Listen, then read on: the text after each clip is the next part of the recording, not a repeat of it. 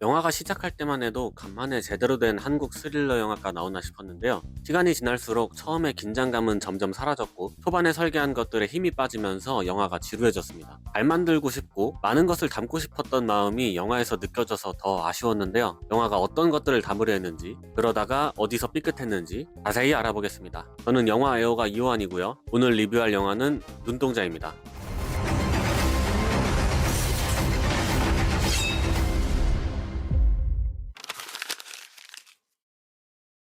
영화에서 가장 중요했던 건 등장인물들이었습니다. 그래서 영화가 등장인물들 각각의 어떤 의미를 부여해서 메시지를 전달하려 했는지, 그리고 그런 메시지 전달을 위해서 어떤 설정들을 영화에 부여했는지, 마지막으로 영화가 어떤 부분에서 아쉬웠는지까지 살펴보겠습니다. 영화의 결말까지 다루는 만큼 스포일러가 포함되어 있으니까요. 아직 영화 안 보신 분들은 이 점 유의해 주시고요. 구독 안 누르셨으면 구독 눌러주시고 좋아요까지 부탁드리겠습니다.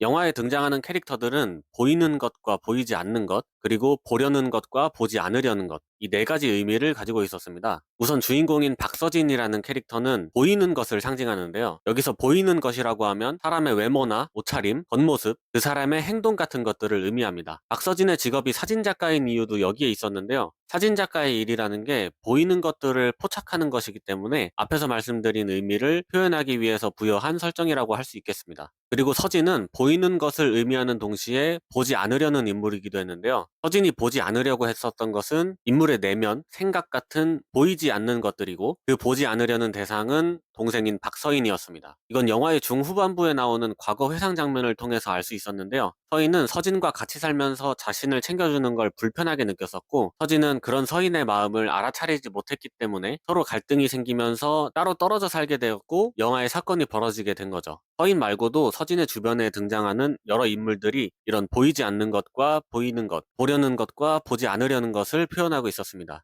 영화의 맨 처음에 등장하는 김현민은 스토커로 등장하는데 이 스토킹이라는 범죄는 상대의 마음을 전혀 신경 쓰지 않는 범죄 형태입니다. 방금 말씀드린 보이지 않는 것을 보지 않으려는 형태의 인물인 거고요. 서인의 장례식장에서 등장하는 대호와 광철은 겉으로 볼 때 굉장히 덩치도 크고 험악한 인상에 위협적으로 보이도록 영화가 묘사했는데요. 영화의 후반부로 가게 되면 대호와 광철 모두 주인공을 위해서 도움을 주는 인물이었습니다. 서진의 입장이나 관객의 입장에서 그들의 보이는 것 때문에 보이지 않는 것을 오해하게 만드는 역할을 하는 캐릭터였던 거고요. 반대로 도우미 아줌마는 보이지 않기 때문에 관객을 오해하게 만드는 캐릭터였습니다. 이런 식으로 인물을 통해서 보이는 것이나 보이지 않는 것에 대해서 표현하기도 했지만 서진에게 벌어지는 사건들을 통해서도 표현했었는데요. 오프닝 때 스토커와 대면하는 장면에서 서진의 시력이 약해지면서 도움을 주러 온 여자 형사와 스토커를 서로 착각하는 장면이 있었고요. 불이 꺼진 지하실에서 경비 아저씨를 스토커로 오해한다거나 하는 장면들이 있었죠. 이런 식으로 영화가 서진을 중심으로 보이는 것과 보이지 않는 것을 표현하는 여러 인물들과 사건들을 배치해서 서진이라는 주인공이 결말에 도달할 수 있도록 유도하고 있었습니다. 여기서 보이는 것과 보이지 않는 것을 직관적으로 표현했던 게 바로 서진과 서인의 시각장애였습니다.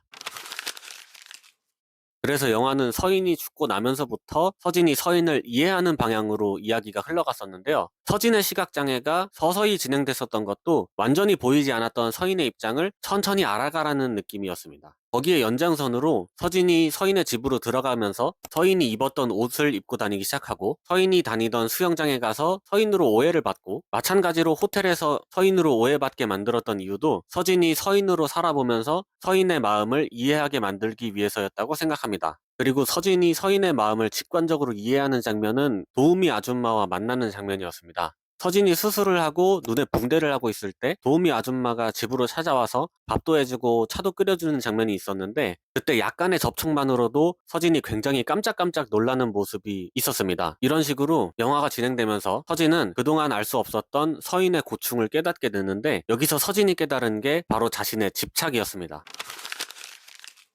영화에는 총 4명의 보호자가 등장합니다. 먼저 서인의 보호자인 서진이 있었고요. 대호의 보호자인 광철, 서인의 보호자를 자처했던 도우미 아줌마인 이도혁, 그리고 이도혁의 엄마, 이렇게 4쌍의 보호자와 보호 대상이 있었습니다. 서진은 서인과 함께 살면서 서진을 챙겨주고는 있었지만 서인이 진짜로 원하는 게 무엇인지 알지는 못했었고 서인이 죽었을 때도 살해되었다고 믿으면서 담당 형사인 이도혁에게 그건 집착이에요 라는 소리를 듣기도 했습니다. 같은 이야기를 광철이 하게 되는 있는데요. 영화의 후반부에 대호가 죽고 나서 아들이 자살로 죽었을 리가 없다라는 대사를 하기도 했고요. 도우미 아줌마는 서인의 보호자로 집에 있으면서 자기가 서인을 끝까지 책임져야 한다는 집착에 빠져 있었고, 그랬던 이도혁의 엄마도 도혁에게 내가 없으면 넌 아무것도 아니야 라는 말을 하면서 집착하는 사람이었습니다. 그래서 영화는 이 보호자들의 행동이 서진과 겹쳐 보이도록 만들었는데요. 대호의 죽음에 집착하는 광철이나 서인을 보호해야 했다는 도우미 아줌마, 자기가 아니면 아무것도 할 수 없다고 믿었던 도혁의 엄마까지 모아놓고 생각해보면 서진이 했던 행동들과 일치했습니다. 이런 식으로 영화는 서진과 주변 인물, 그리고 그들에게 벌어지는 상황과 사건들을 관객이 직관적으로 느낄 수 있는 시각장애라는 요소로 표현하는 동시에 서진과 주변 인물에게 집착이라는 성향을 부여했고, 그걸 서진과 겹쳐 보이게끔 만들면서 영화의 메시지를 효과적으로 전달하려고 했습니다. 이렇게만 들으면 영화가 굉장히 잘 설계되었다고 느껴지셨을 텐데,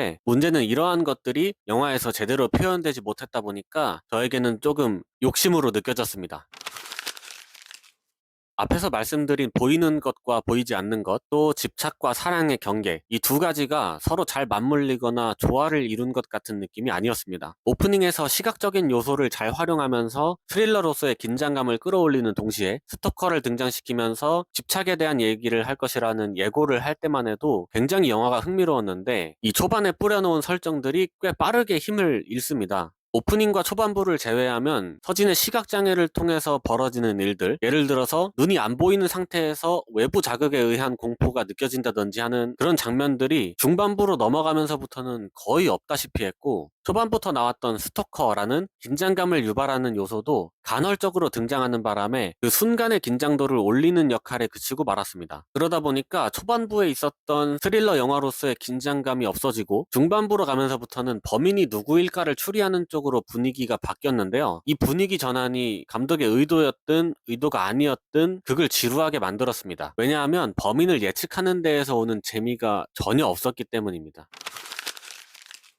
서인이 사망하게 되면서 서진은 서인의 유품인 핸드폰을 받게 되는데, 엄마라는 이름으로 도우미 아줌마에게 전화가 옵니다. 근데 전화를 받고 목소리가 들리자마자 여자 목소리 같지가 않네? 도우미 아줌마가 좀 수상하다 라는 생각이 바로 들게 되었습니다. 그러면 영화에서 범인 후보는 남자가 되는 거고, 영화에서 범인이 될 만한 남자 캐릭터는 스토커 그리고 이도혁 둘뿐이었습니다. 그런데 스토커가 처음부터 끝까지 범인인 거는 너무 뻔하니까 자연스럽게 의심은 이도혁으로 향했고, 그 생각이 든 이후로 스토커가 등장하면 어차피 범인이 아니라는 생각 때문에 그렇게 긴장감이 생기지가 않았습니다. 그럼에도 불구하고 영화는 어떻게든 이런 것들을 상쇄해 보려고 스토커가 계속 서진을 쫓아다니는 것처럼 연출하기도 했고, 후반부에 도우미 아줌마가 실제로 등장했을 때 얼굴이나 몸을 최대한 보여주지 않는 연출을 하면서 범인의 정체를 숨기려고 노력했는데요. 이러한 연출이 효과가 있으려면 범인 후보들이 더 많이 있었어야 했는데, 그러지 못하다 보니까 큰 효과가 없었습니다. 이것 말고도 영화가 해야 될 게 정말 많았는데요. 시각장애에서 오는 공포를 표현해야 했고, 스토커로 영화의 긴장감을 유발해야 했고, 도우미 아줌마에 대한 떡밥을 계속해서 뿌렸어야 됐고, 서진이 서인의 죽음을 파헤치는 과정도 보여줘야 됐고, 그러면서 범인이 누구일까 추리하는 재미까지도 줘야 했습니다. 이런 것들을 동시에 유기적으로 조화롭게 표현해야 했지만 그러지 못했기 때문에 욕심이라고 느껴졌던 것 같습니다.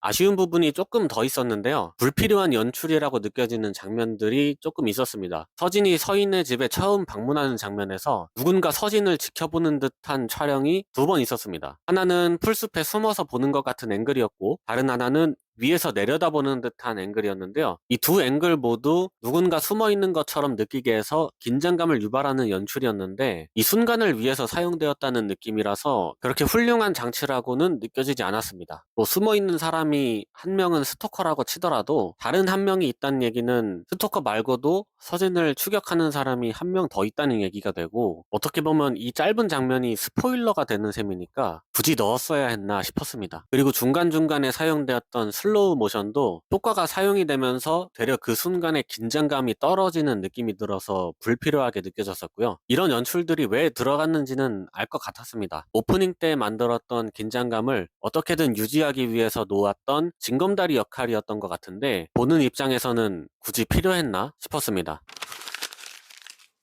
찾아보니까 이번 눈동자가 염지호 감독님의 첫 번째 장편 상업영화라고 하더라고요. 아무래도 첫 번째 상업영화다 보니까 뭔가 더 많이 보여주고 싶고 많은 이야기를 담고 싶고 여러 가지 요소들을 담아보려고 했던 것 같은데 그렇게 많이 담다 보니까 오히려 넘쳐서 엎어진 것 아닌가 싶습니다. 그래도 충분히 좋은 영화를 만들 수 있는 능력은 있으신 것 같아요. 이 영상을 보실진 모르겠지만 앞으로 더 좋은 영화, 더 발전된 모습으로 돌아오시리라 믿고 응원하겠습니다. 눈동자가 시각장애를 다루는 영화였다 보니까 영화를 보고 나서 두 가지 영화가 떠올랐는데요. 하나는 안태진 감독님의 올빼미, 다른 하나는 페데 알바레즈 감독님의 맨 인 더 다크였습니다. 두 영화 모두 보이지 않는 것과 보이는 것을 잘 다룬 재미있는 영화니까요. 시간 되실 때 한 번쯤 보셔도 좋을 것 같습니다. 영화 눈동자에 대한 제 별점은 2개 반입니다. 여러분들은 영화 눈동자 어떻게 보셨는지 댓글로 남겨주시면 감사하겠습니다. 구독 아직 안 누르셨으면 구독 눌러주시고요. 좋아요까지 부탁드립니다. 저는 다음번에 다른 영화 리뷰로 돌아오겠습니다.